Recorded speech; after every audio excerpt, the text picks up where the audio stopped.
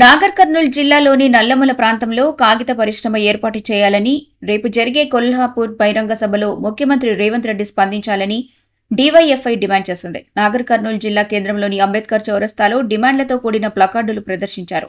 ఈ సందర్భంగా వారు మాట్లాడుతూ రాజీవ్ యువ వికాస్ పథకం వెంటనే అమలు చేయాలని, అర్హులైన ప్రతి ఒక్కరికి ఎలాంటి రాజకీయ ప్రమేయం లేకుండా ఇవ్వాలని డిమాండ్ చేశారు.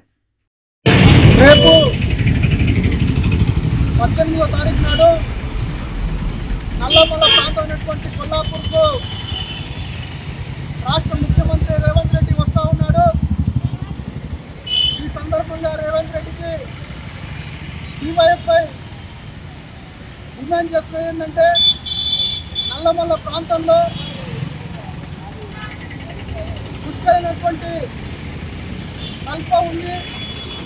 అక్కడ కాగిత పరిశ్రమ ఏర్పాటు చేసి ఈ జిల్లాలో ఉన్నటువంటి నిరుద్యోగులకు 20 నుండి 30 వేల మంది వరకు ఉపాధి కల్పించేటటువంటి అవకాశం ఉంది. కాబట్టి రేపు జరగబోయేటటువంటి కొల్లాపూర్ సభలో ఆ ప్రాంతంలో కాగిత పరిశ్రమ ఏర్పాటు గురించి ఈ రాష్ట్ర ముఖ్యమంత్రి రేవంత్ రెడ్డి స్పందించాలని చెప్పేసి కోరుతా ఉన్నాం. అదేవిధంగా యువకులందరికీ కూడా రాజీవ్ యువ వికాసం పథకం కింద ₹1,00,000 నుండి 4 లక్షలు స్వయం ఉపాధి కోసం కల్పిస్తారని చెప్పేసి రాష్ట్ర ప్రభుత్వం ప్రకటించింది.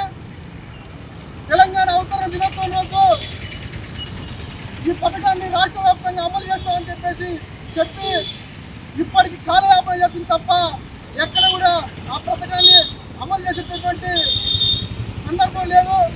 కాబట్టి రేపు ఈ ప్రాంతానికి వచ్చినటువంటి ముఖ్యమంత్రిని మేము డీవైఎఫ్ఐ సంఘాన్ని డిమాండ్ చేసిన ఏంటంటే, రాష్ట్రంలో ఈ జిల్లాలో దరఖాస్తు చేసుకున్న ప్రతి ఒక్కరికి కూడా రాజీవ్ వికాస్ రుణాలు ఇవ్వాలని చెప్పేసి మేము డిమాండ్ చేస్తా ఉన్నాం.